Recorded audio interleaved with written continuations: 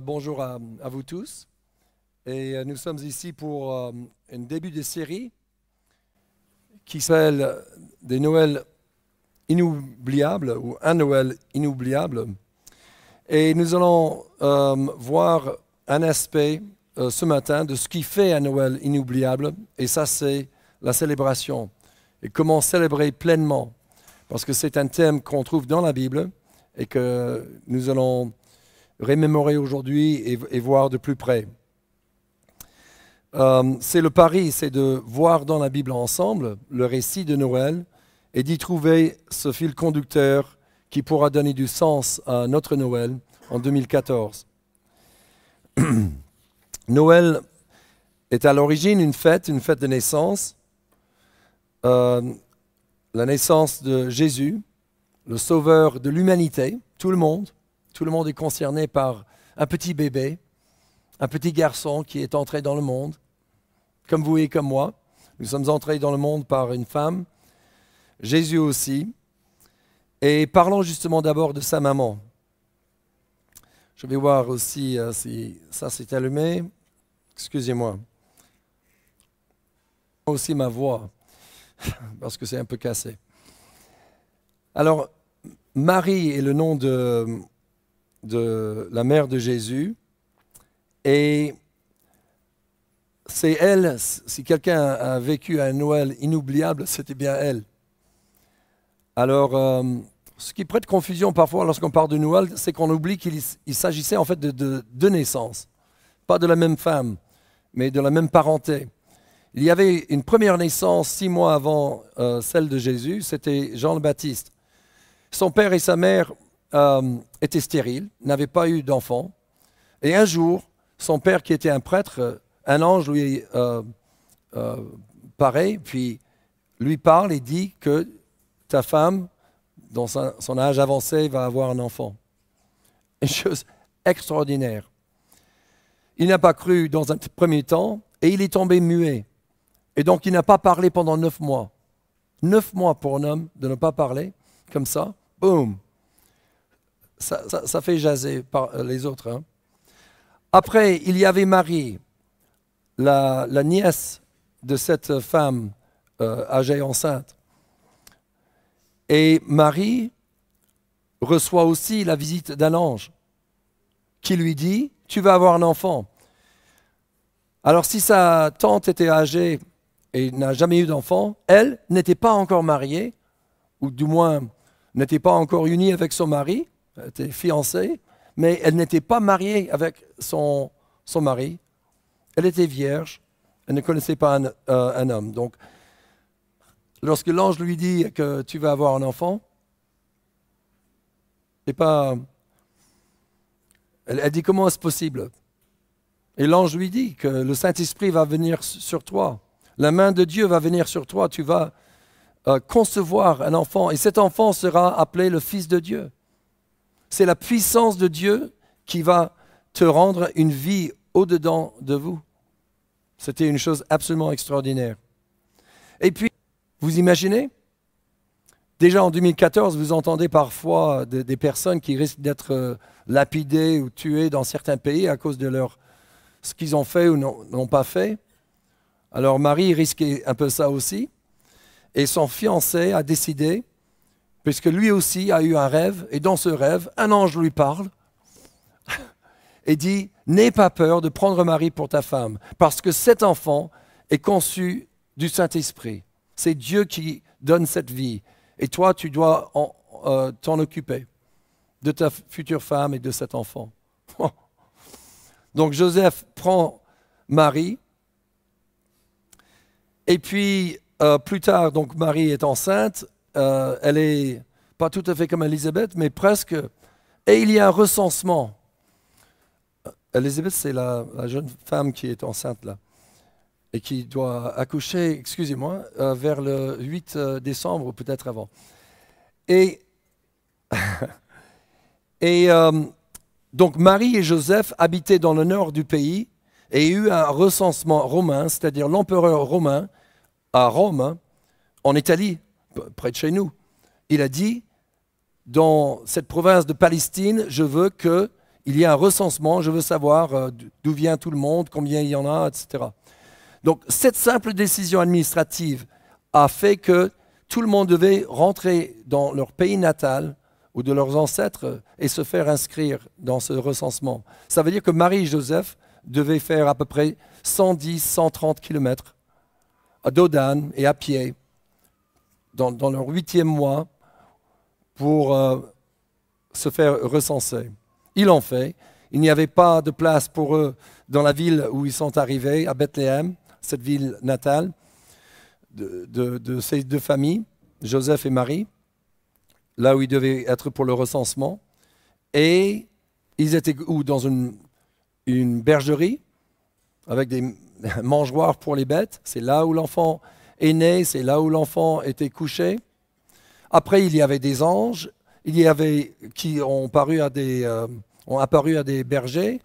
Il y avait en plus des mages, des hommes sages qui venaient de l'Orient et qui avaient fait un voyage qui a duré je ne sais pas combien de mois, qui sont arrivés à peu près en même temps et qui ont raconté ce qu'ils ont cru et vu et entendu. Donc tout cela était absolument inoubliable et formidable. Alors, pour ne pas être trop prosaïque, admettons que Marie, elle a vécu des choses extraordinaires, comme vous et comme moi aussi, peut-être pas aussi intensément. Mais écoutez, dans ce récit, Marie a aussi vécu des galères, des difficultés, des temps très difficiles.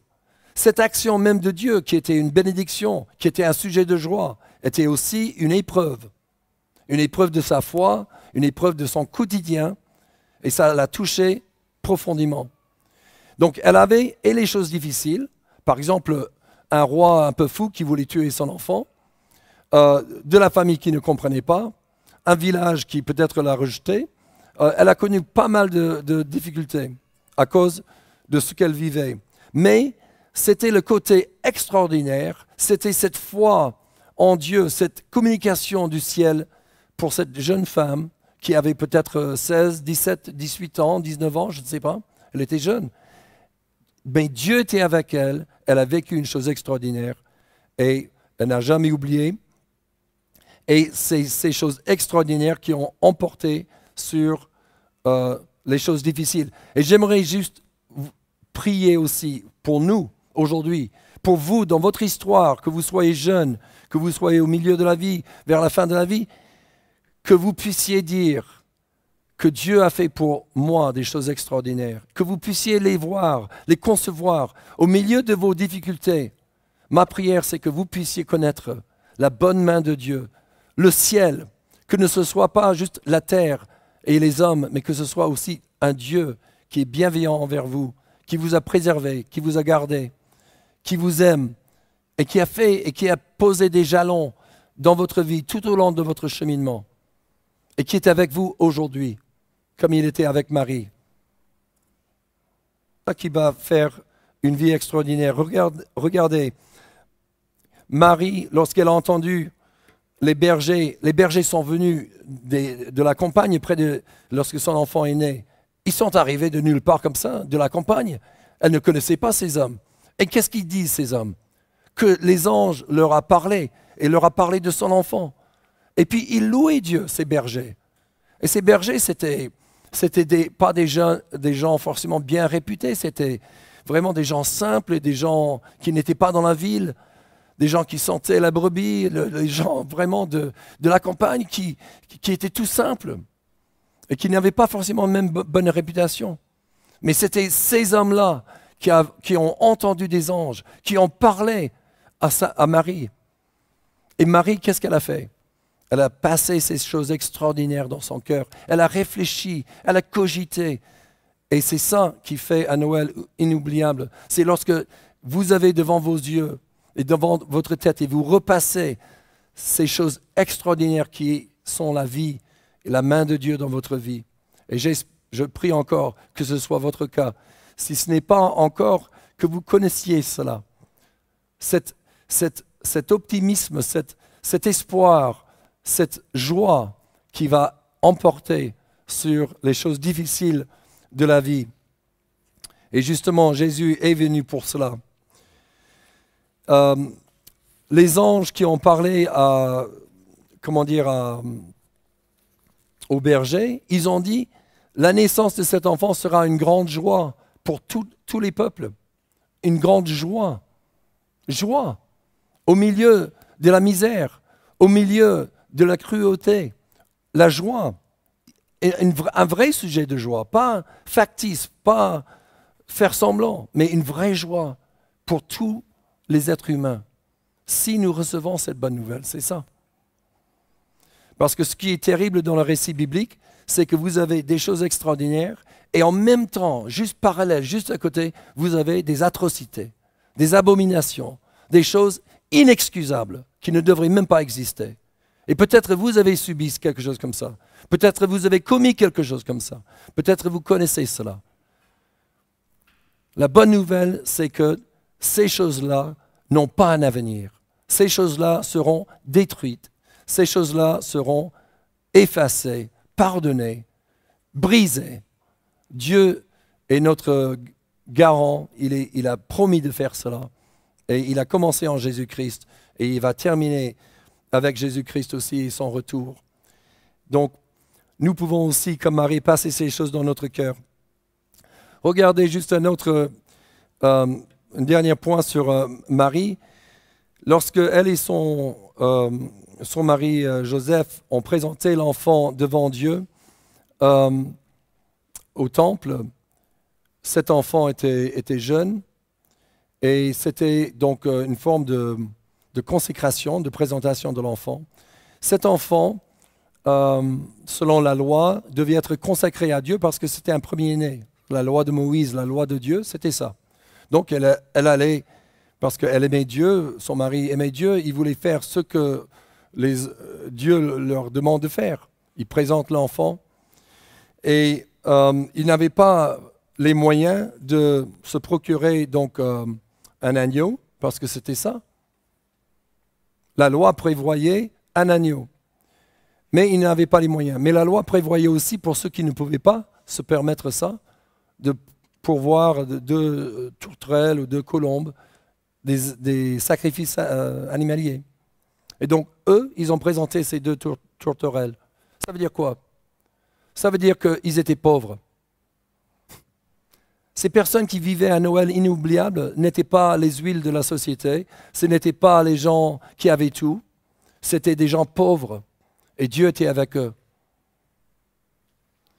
Et eux, ils n'attendaient pas d'avoir beaucoup d'argent ou acheter beaucoup de cadeaux ou que sais-je encore pour Noël. Ils étaient là devant Dieu avec reconnaissance en donnant la chose la plus précieuse pour eux.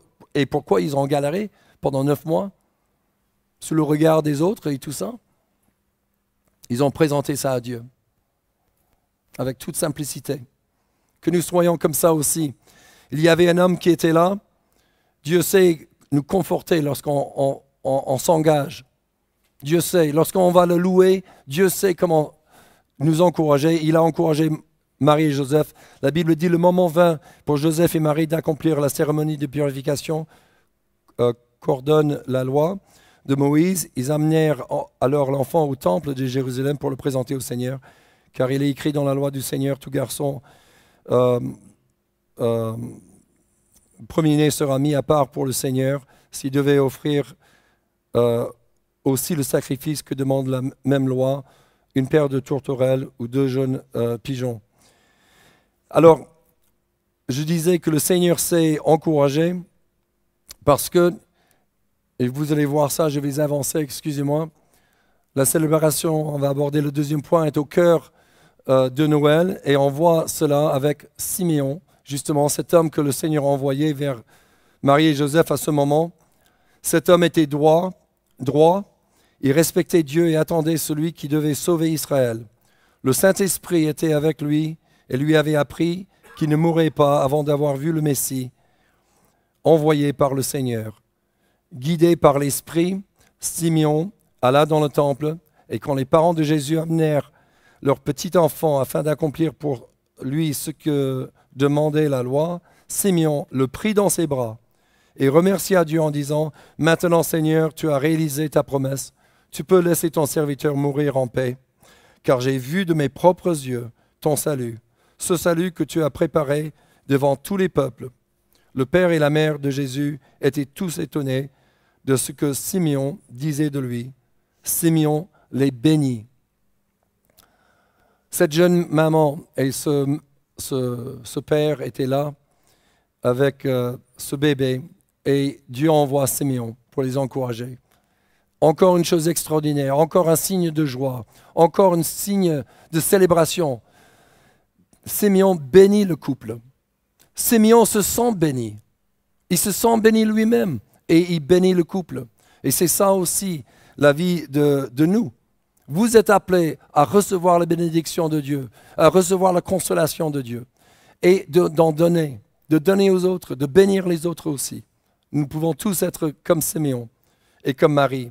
Parce que la célébration, la louange de Dieu, la gloire de Dieu, les choses extraordinaires, c'est ça qui est au cœur de Noël. Noël, ce n'est pas le Père Noël, les cadeaux, les bons repas que nous aimons tous. On aime tous recevoir et donner des cadeaux, ça va. On aime tous un bon repas. Mais vraiment, est-ce que c'est ça qui rend notre Noël inoubliable? Vous souvenez-vous de ce que vous avez eu il y a 2 ans, ce fameux repas qui était si extraordinaire? Mais non, pas tellement. On a quelques petits souvenirs ici et là de notre passé comme ça. Mais qu'est-ce qui rend la vie et Noël inoubliable? C'est les choses extraordinaires de Dieu, la louange de Dieu, cette célébration et cette joie qui est la vie de Dieu que Dieu nous donne en Jésus-Christ. Alors on va continuer avec un troisième point, un dernier point. C'est comment, ou pourquoi et comment célébrer Dieu pleinement. On a déjà vu dans le texte pourquoi. Le premier point, le pourquoi, c'est parce que le premier Noël était comme ça. Pour être en phase avec Noël, il faut être en phase avec la joie. Il faut être en phase avec un Dieu qui parle du ciel. Il faut être en phase avec des anges qui révèlent la volonté de Dieu. Et se rendre compte que Dieu nous parle aujourd'hui en 2014. Dieu est là avec vous aujourd'hui. Dieu veut vous parler aussi. Il veut me parler aussi. Donc, pour être en phase, il faut être dans ce courant d'adoration, de choses extraordinaires, de louanges et de joie, comme je disais tout à l'heure, qui côtoient des choses terribles, qui existent et qui sont destinées à disparaître. Mais il faut s'accrocher à ce qui est bon, s'accrocher à Dieu qui nous parle du ciel, s'accrocher à son Fils, Jésus, et au pardon du péché qu'il a garanti pour nous par sa mort. Croire dans sa résurrection. Voilà, vous allez entrer dans la louange de Dieu. Et que vous soyez nouveau dans le Seigneur, que vous soyez dans le Seigneur depuis des années, c'est quelque chose à vivre et à entretenir jour après jour.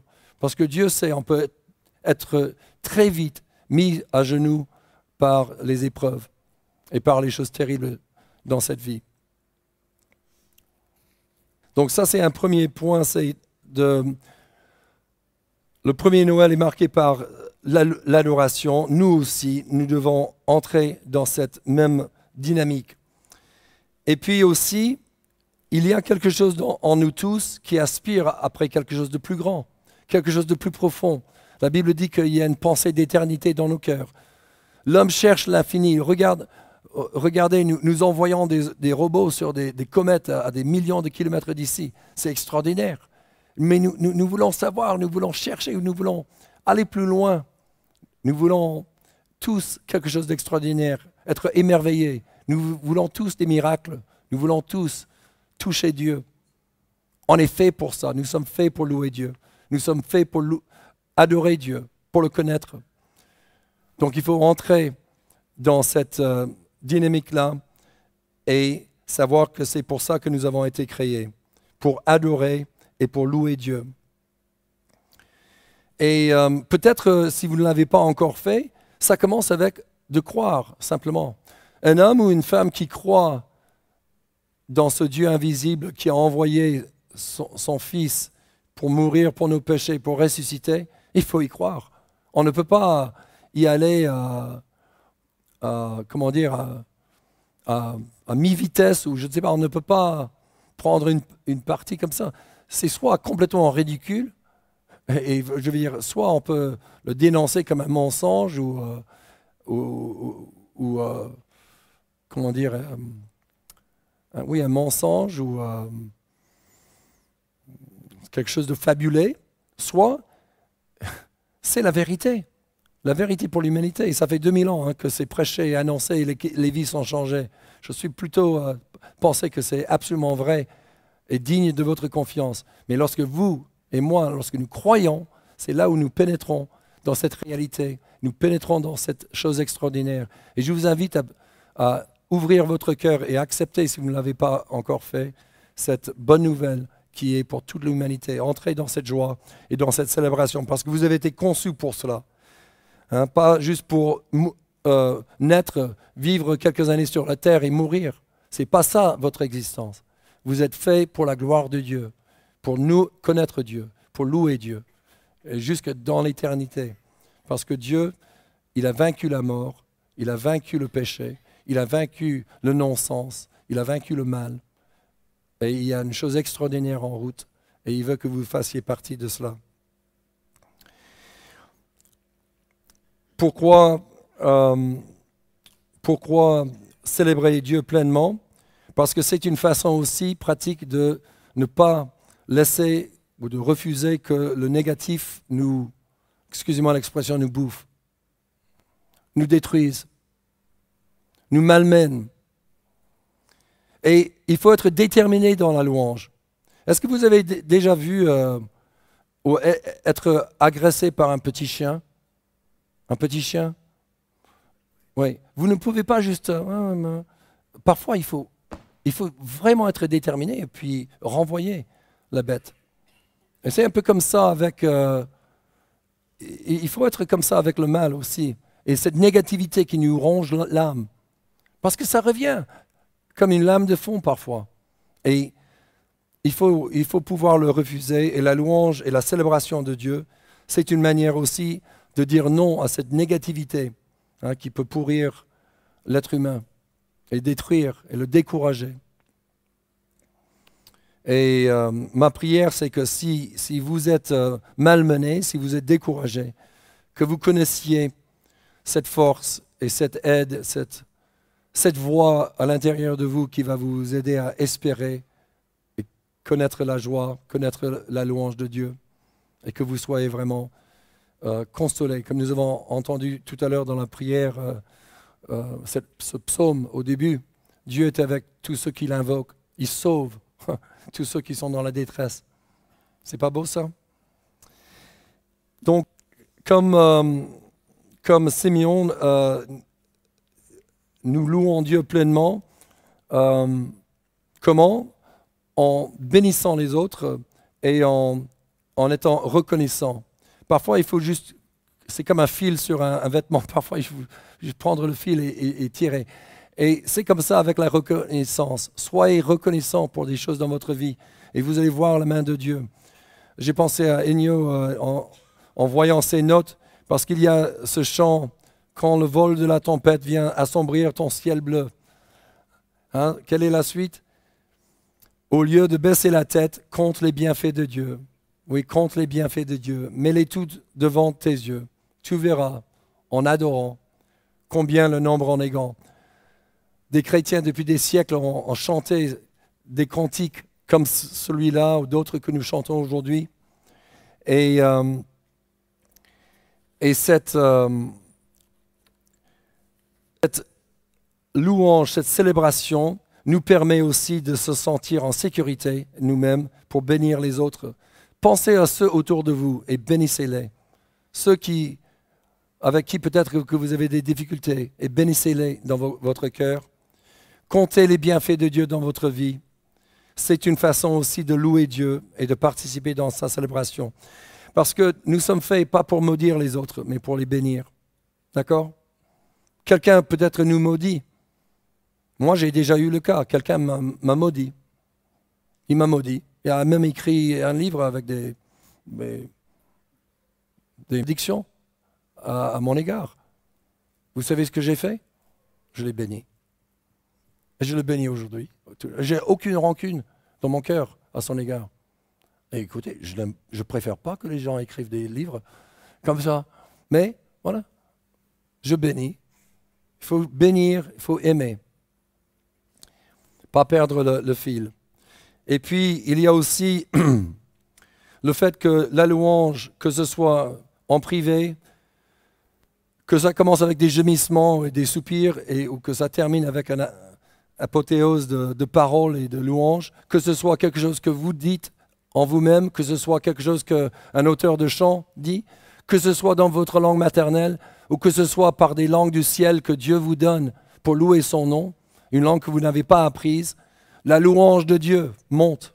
La louange de Dieu met des mots dans notre âme, dans nos lèvres. À la Pentecôte, vous regardez, ce n'étaient pas des gens instruits, ils n'avaient pas appris ces langues étrangères, et pourtant Dieu leur a donné des langues. Et qu'est-ce qu'ils disaient? C'est pas « je veux commander un hamburger hein. », c'était la louange de Dieu, c'était la gloire de Dieu. Et tout le monde qui venait d'autres pays entendait ces louanges de Dieu. Là, je mets des bons mots, les bons mots dans nos cœurs, dans nos vies. On va s'arrêter là. Et j'ai aussi ce verset à la fin qui concerne notre consécration à Dieu. Lorsque nous louons Dieu, nous entrons dans cet élan de consécration à Dieu et nous lisons « Frères, puisque Dieu a ainsi manifesté sa bonté pour nous, je vous exhorte à vous offrir vous-même en sacrifice vivant, réservé à Dieu, qui lui était agréable. » C'est la vie, c'est, excusez-moi, le véritable culte que vous lui devez. Donc, on va terminer dans la prière et je vous invite à le louer de nouveau avec moi. Et nous allons terminer aussi avec un dernier chant et quelques annonces. Ce sera aussi une occasion de louer le Seigneur. Et où que vous soyez dans votre cheminement, je prie que nous puissions tous être reconnaissants des choses extraordinaires que le Seigneur fait. Si ce n'est pas encore fait, que vous ayez alliance avec ce Dieu par Jésus-Christ, que vous puissiez recevoir le Fils de Dieu, cet petit enfant, et ouvrir votre cœur, ouvrir votre vie à lui. Père, pour le premier Noël et pour toute la joie, tout l'entrain, la bonne nouvelle que ça a généré et qui nous touche jusqu'aujourd'hui. Et je prie que chacun de nous, nous puissions reconnaître et entendre ces choses extraordinaires dans nos vies, dans l'histoire de nos vies. Je veux que chacun reste à son poste d'acteur dans sa vie. Que tu mettes un chant de louange dans la bouche de chacun. Transforme nos gémissements et nos soupirs, Seigneur, que nous avons. Aussi. Et que nous soyons un peuple de louange et qui sache te louer pleinement. Les bons moments comme dans les mauvais. Nous avons envie et comme nous devons simplement décider de te louer et choisir le positif. Jésus. Amen.